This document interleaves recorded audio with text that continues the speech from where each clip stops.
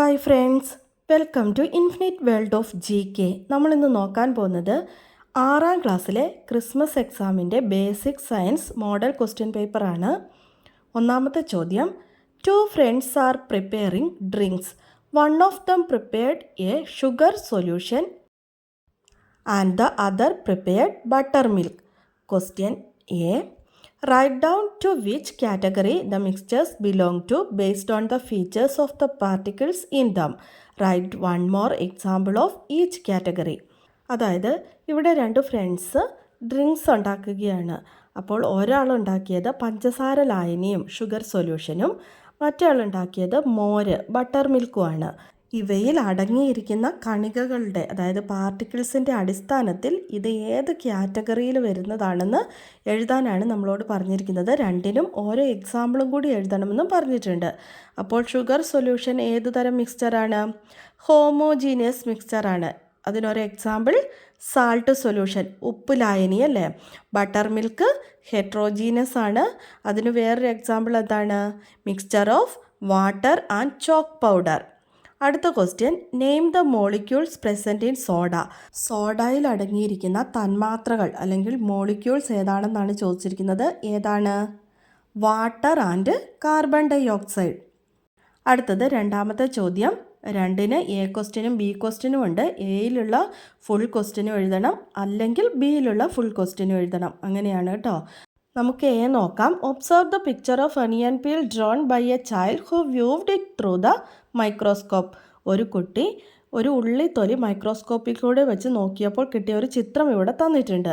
നമ്മളോട് പറഞ്ഞിരിക്കുന്നത് write the name of cell parts A and be in the picture. ഇവിടെ A എന്നും B എന്നും ചിത്രത്തിൽ കാണിച്ചിട്ടുണ്ട്. അതിൻ്റെ പേര് നമ്മളോട് എഴുതാനാണ് പറഞ്ഞിരിക്കുന്നത്. എ എന്താണ്? Cytoplasm. A സൈറ്റോപ്ലാസമാണ്.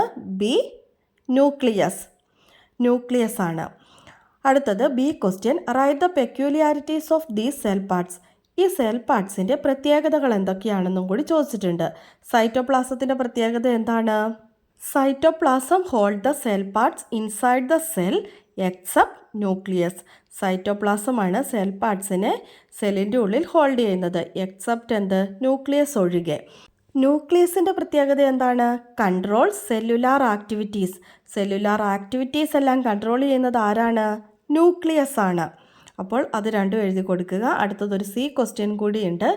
Examine the given statement and reason and find out the correct option.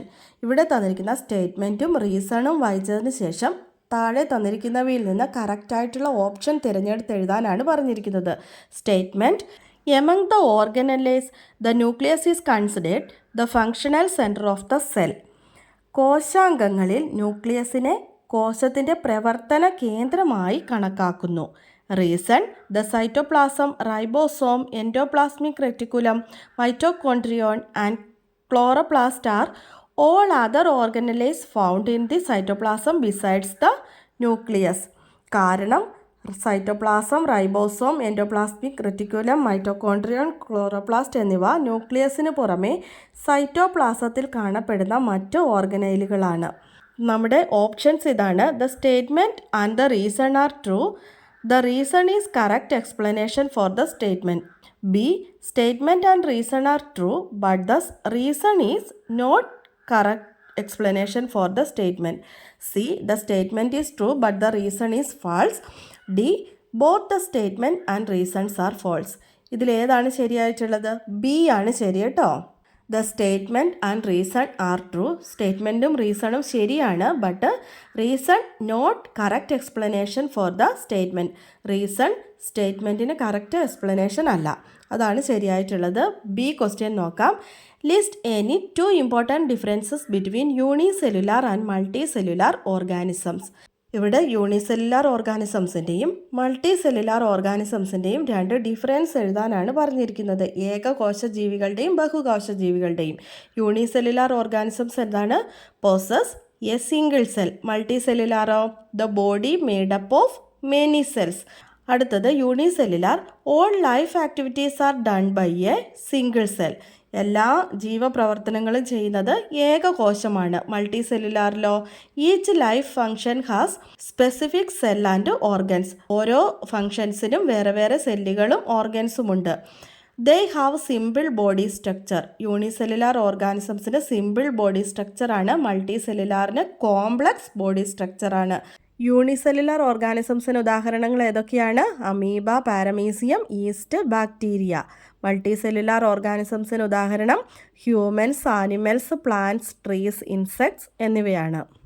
അടുത്തത് ബി ക്വസ്റ്റ്യൻ ആണ്. How does a plant cell differ from an animal cell? എങ്ങനെയാണ് ഒരു പ്ലാന്റ് സെൽ ആനിമൽ സെല്ലിൽ നിന്നും ഡിഫറെൻ്റ് ആയിരിക്കുന്നത്? Are there any parts found in plant cell that are different from animal cell? Animal സെൽസിൽ ഇല്ലാത്ത ഏതെങ്കിലും parts plant സെല്ലിൽ കൂടുതലായിട്ടുണ്ടോ? Explain with the help of a picture. ഒരു ചിത്രത്തിൻ്റെ സഹായത്തോടെ എക്സ്പ്ലെയിൻ ചെയ്യാനാണ് പറഞ്ഞിരിക്കുന്നത്. അപ്പോൾ നമ്മൾ പ്ലാന്റ് സെല്ലിൻ്റെ ചിത്രം വരച്ചു കൊടുക്കണം. പ്ലാന്റ് സെൽ വരച്ച് പാർട്സൊക്കെ നമുക്കിങ്ങനെ അടയാളപ്പെടുത്തി കൊടുക്കാം. Mitochondria, ribosome, cell membrane, chloroplast, vacuole, cytoplasm, cell wall, endoplasmic reticulum, nucleus. ഇനി ആനിമൽ സെല്ലിൽ നിന്ന് വ്യത്യസ്തമായിട്ട് പ്ലാന്റ് സെല്ലിൽ ഏതൊക്കെ പാർട്സാണ് ഉള്ളതെന്നും അതിൻ്റെ ഫങ്ഷൻസും എഴുതണം. ഏതൊക്കെ പാർട്സാണ് ഉള്ളത്? Cell wall and chloroplast.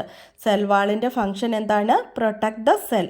സെല്ലിനെ പ്രൊട്ടക്റ്റ് ചെയ്യുകയാണ് സെൽ വാളിൻ്റെ ഫങ്ഷൻ. ക്ലോറോപ്ലാസ്റ്റിൻ്റെ ഫങ്ഷൻ ഹെൽപ്സ് ഇൻ ഫോട്ടോസിന്തസിസ്. ഫോട്ടോസിന്തസിസിന്, പ്രകാശ സംശ്ലേഷണത്തിന് സഹായിക്കുക. അപ്പോൾ അത് രണ്ടും കൂടി എഴുതിയും കൂടി കൊടുക്കണം കേട്ടോ. അടുത്ത ചോദ്യം, മൂന്നാമത്തെ ചോദ്യമാണ്. Classify the following substance into homogeneous and heterogeneous mixtures. Diluted acids, buttermilk, alcohol, lime juice, atmospheric air, curries, rice gruel, അതായത് കഞ്ഞി, ഷുഗർ സൊല്യൂഷൻ. ഈ തന്നിരിക്കുന്ന സൊല്യൂഷൻസിനെയൊക്കെ നമ്മൾ എന്ത് ചെയ്യണം? ഹോമോജീനിയസ് ആണോ ഹെട്രോജീനിയസ് ആണോ എന്നതിനനുസരിച്ചിട്ട് തരം തിരിച്ച് എഴുതാനാണ് പറഞ്ഞിരിക്കുന്നത്. ഏതൊക്കെയാണ് ഹോമോജീനിയസ്? നിങ്ങൾക്ക് പെട്ടെന്ന് തന്നെ മനസ്സിലായിട്ടുണ്ടാകും. ഏതൊക്കെയാണ്? Diluted acids, alcohol, atmospheric air, sugar solution. ഇതൊക്കെ എന്താണ്? ഹോമോജീനിയസ് മിക്സ്ചേഴ്സ് ആണ്. അടുത്തത് ഹെട്രോജീനിയസ് മിക്സ്ചേഴ്സ് എന്താണ്? Buttermilk, curries, rice gruel, അതായത് കഞ്ഞി. അവ എന്താണ്? ഹെട്രോജീനിയസ് മിക്സ്ചേഴ്സ് ആണ്. അടുത്തത് B question. Write a method to distinguish between homogeneous and heterogeneous mixtures. Homogeneous മിക്സ്ചേഴ്സും ഹെട്രോജീനിയസ് മിക്സ്ചേഴ്സും എങ്ങനെയാണ് തിരിച്ചറിയുന്നത്? ഹോമോജീനിയസ് മിക്സ്ചേഴ്സ് എന്ന് പറഞ്ഞാൽ എന്താണ്? Mixtures where all parts of a mixture have the same properties. ഒരേ പ്രോപ്പർട്ടീസ് ഉള്ള മിക്സ്ചേഴ്സിന് എന്താണ് നമ്മൾ പറയുക? ഹോമോജീനിയസ് മിക്സ്ചേഴ്സ് എന്ന് പറയും. Heterogeneous mixtures are mixtures where different parts of a mixture have different properties. അവയുടെ ഓരോ ഭാഗത്തിനും എന്തായിരിക്കും? പലതരത്തിലുള്ള പ്രോപ്പർട്ടീസ് ആയിരിക്കും. അതാണ് ഹെട്രോജീനിയസ് മിക്സ്ചർ. അടുത്തത് സി ക്വസ്റ്റ്യൻ ആണ്. Find out the odd one from the following on the basis of the substances contained in them. Copper, sulphur, brass, silver. താഴെ പറയുന്നവയിൽ നിന്ന് അവയിൽ അടങ്ങിയിരിക്കുന്ന പദാർത്ഥങ്ങളുടെ അടിസ്ഥാനത്തിൽ വ്യത്യസ്തമായത് കണ്ടെത്താനാണ് പറഞ്ഞിരിക്കുന്നത്.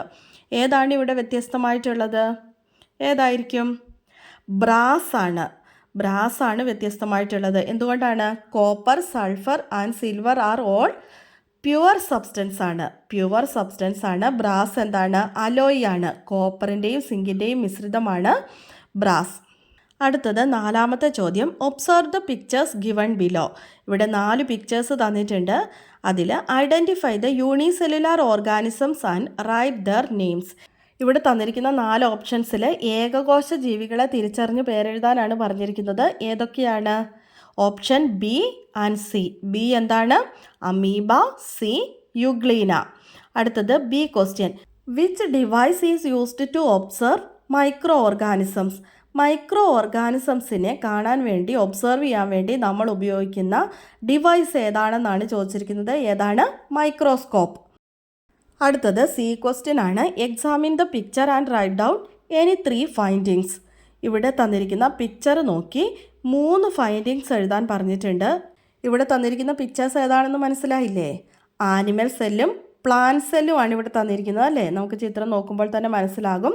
ആദ്യത്തേത് ആനിമൽ സെല്ലാണ്, രണ്ടാമത്തേത് പ്ലാന്റ് സെല്ലാണ്. ക്ലോറോപ്ലാസ്റ്റും സെൽവാളും ഒക്കെ ഉള്ളതാണ് plant cell.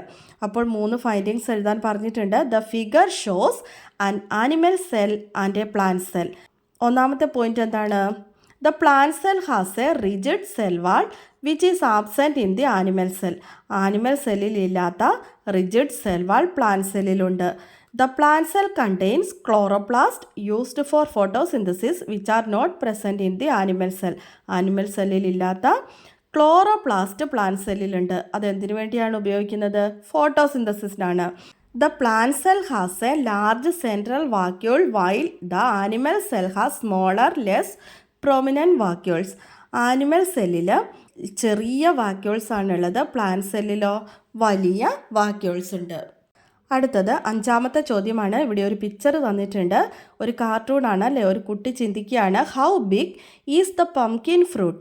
Does the pedicel has the capacity to hold things? ഈ എന്തു വലുതാണ് പംകിൻ ഫ്രൂട്ട്? ഇതിൻ്റെ പെഡിസെലിന് ഇതിനെ ഹോൾഡ് ചെയ്യാനുള്ള കപ്പാസിറ്റി ഉണ്ടോ എന്ന് ചിന്തിക്കുകയാണ്. ചോദ്യം ഇതാണ്, what changes occur to the pedicel when the pumpkin flower change into a fruit? ഒരു പംകിൻ ഫ്ലവർ ഫ്രൂട്ടായിട്ട് ചേഞ്ച് ചെയ്യുമ്പോൾ അതിൻ്റെ പെഡിസെലിന് എന്താണ് സംഭവിക്കുന്നത്? എന്ത് ചേഞ്ചസ് ആണ് സംഭവിക്കുന്നത്? എന്താണ് സംഭവിക്കുന്നത്?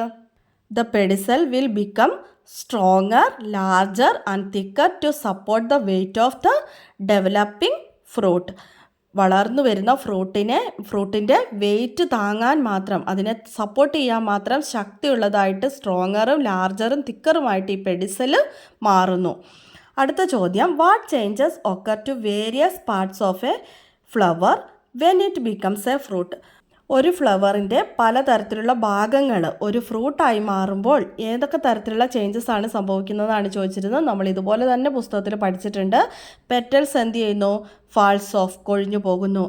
ആൻഡ്രേഷ്യം withers and falls off after pollination. Androecium പരാഗണത്തിന് ശേഷം വാടിപ്പോകുകയും കൊഴിഞ്ഞു പോവുകയും ചെയ്യുന്നു. Pedicel becomes strong and supports the developing fruit. Pedicel strong ആകുകയും ഡെവലപ്പിംഗ് ഫ്രൂട്ടിനെ സപ്പോർട്ട് ചെയ്യുകയും ചെയ്യുന്നു. ഓവറി എന്തായിട്ടാണ് മാറുന്നത്? Develops into a fruit. ഓവറിയാണ് പഴം അഥവാ ഇത് ഫ്രൂട്ടായിട്ട് മാറുന്നത്. Sepals may fall off or remain as part of the fruit. Sepals കൊഴിഞ്ഞു പോകുന്നു, അല്ലെങ്കിൽ ചിലപ്പോൾ ഫ്രൂട്ടിൻ്റെ തന്നെ ഭാഗമായിട്ട് നിലനിൽക്കുന്നു. അടുത്തത്, choose the correct statement from the options given below. ഇവിടെ തന്നിരിക്കുന്നതിൽ നിന്ന് ശരിയായിട്ടുള്ള സ്റ്റേറ്റ്മെൻറ്റ് എടുത്തെഴുതാനാണ് പറഞ്ഞിരിക്കുന്നത്.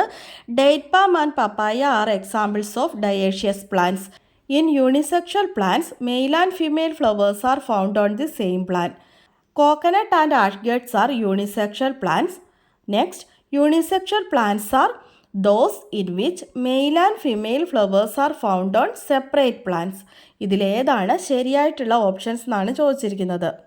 ഈന്തപ്പനയും പപ്പായയും ഡയേഷ്യസ് പ്ലാന്റ്സിന് ഉദാഹരണങ്ങളാണ്. ഏകലിംഗ സസ്യങ്ങളിൽ ആൺപൂക്കളും പെൺപൂക്കളും ഒരേ സസ്യത്തിൽ കാണപ്പെടുന്നു. തെങ്ങ്, ആഷ്ഗേഡ് എന്നിവ ഏകലിംഗ സസ്യങ്ങളാണ്. ആൺപൂക്കളും പെൺപൂക്കളും വെവ്വേറെ സസ്യങ്ങളിൽ കാണപ്പെടുന്നവയാണ് ഏകലിംഗ സസ്യങ്ങൾ. ഏതാണ് ഇവിടെ ശരിയായിട്ടുള്ളത്? ഒന്നാമത്തേത് ശരിയാണ്. ഡേറ്റ് പാമും പപ്പായയും ഡയേഷ്യസ് പ്ലാന്റ്സിന് എക്സാമ്പിളാണ്. 4ാമത്തേതും ശരിയാണ്. ആൺപൂക്കളും പെൺപൂക്കളും വെവ്വേറെ സസ്യങ്ങളിൽ കാണപ്പെടുന്നവയാണെന്ത്? യൂണിസെക്ഷൽ പ്ലാന്റ്സ് അഥവാ ഏകലിംഗ സസ്യങ്ങൾ. യൂണിസെക്ഷൽ പ്ലാന്റ്സ് എന്ന് പറയുന്നത് മെയിലും ഫീമെയിൽ ഫ്ലവേഴ്സും ഫൗണ്ട് ഇൻ സെപ്പറേറ്റ് പ്ലാന്റ്സ്. അടുത്തത് 6ാമത്തെ ചോദ്യമാണ്. 6ാമത്തെ ചോദ്യത്തിനും ഓപ്ഷൻസ് ഉണ്ട്. ഏതെങ്കിലും ഒന്നാണ് എഴുതേണ്ടത്. എ ആണ് എഴുതുന്നതെങ്കിൽ എ ഫുള്ളായിട്ട് എഴുതണം, ബി ആണ് എഴുതുന്നതെങ്കിൽ ബി ഫുള്ളായിട്ട് എഴുതണം. നമുക്ക് എ നോക്കാം. Substances and molecules present in them are given in the table. ഇവിടെ ഒരു ടേബിൾ തന്നിട്ടുണ്ട്, അവിടെ സബ്സ്റ്റൻസ് തന്നിട്ടുണ്ട്, മോളിക്യൂൾസ് പ്രസൻറ്റും തന്നിട്ടുണ്ട്. അതിൽ നമ്മുടെ ചോദ്യം ഇതാണ്, find out the pure substances from the table and write them down. ഇതിൽ പ്യുവർ സബ്സ്റ്റൻസസ് ഏതൊക്കെയാണെന്ന് നമ്മളോട് എടുത്തെഴുതാനാണ് പറഞ്ഞിരിക്കുന്നത്. ഇവിടെ ഏതൊക്കെയാണ് പ്യുവർ സബ്സ്റ്റൻസ് വരുന്നത്? അറ്റ്മോസ്ഫിക് എയർ പ്യുവർ സബ്സ്റ്റൻസ് ആണോ? അല്ല. ബ്രാസ് എന്താണ്?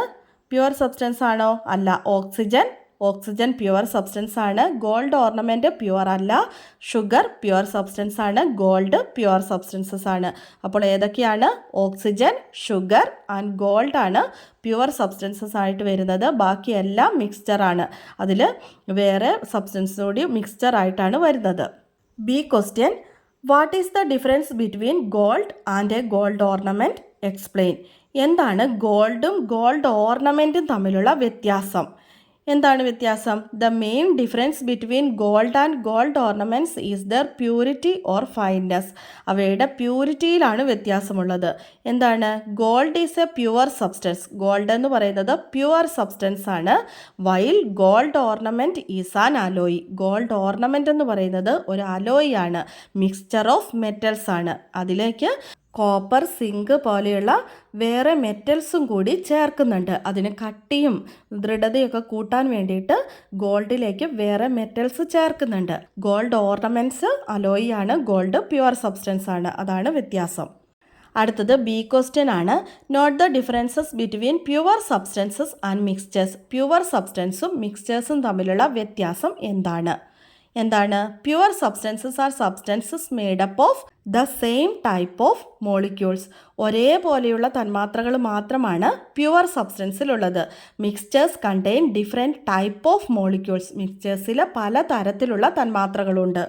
These are substances made up of more than one substance. Mixtures എന്ന് പറഞ്ഞാൽ പല തരത്തിലുള്ള സബ്സ്റ്റൻസുകൾ ചേർന്നതാണ് മിക്സ്ചർ. അടുത്തത് B question, what are the separation methods used in the following situation? To separate tea powder from tea, to separate gravel and other waste from sand used for house construction. ഇവിടെ ഉപയോഗിക്കുന്ന separation methods ഏതൊക്കെയാണെന്നാണ് ചോദിച്ചിരിക്കുന്നത്. ചായയിൽ നിന്ന് ചായപ്പൊടി മാറ്റുന്നതും അതുപോലെ തന്നെ മണലിൽ നിന്ന് ആ വേസ്റ്റുകളൊക്കെ സെപ്പറേറ്റ് ചെയ്യുന്നതും ഏത് മെത്തേഡ്സിലൂടെയാണെന്നാണ് ചോദിച്ചിരിക്കുന്നത്. To separate tea powder from tea എങ്ങനെയാണ്? ഫിൽട്രേഷൻ ഓർ സ്വീയിങ്, അരിച്ചു മാറ്റുകയാണ് ചെയ്യുന്നത്. This is a method of separating solids that are insoluble in a liquid using a sieve. ഒരു അരിപ്പ ഉപയോഗിച്ച് നമ്മൾ അരിപ്പയ്ക്കിലൂടെ ചായ ഒഴിക്കുമ്പോൾ എന്ത് ചെയ്യും? ചായപ്പൊടി അരിപ്പയ്ക്കകത്ത് കിടക്കും, ചായ താഴേക്ക് വരും.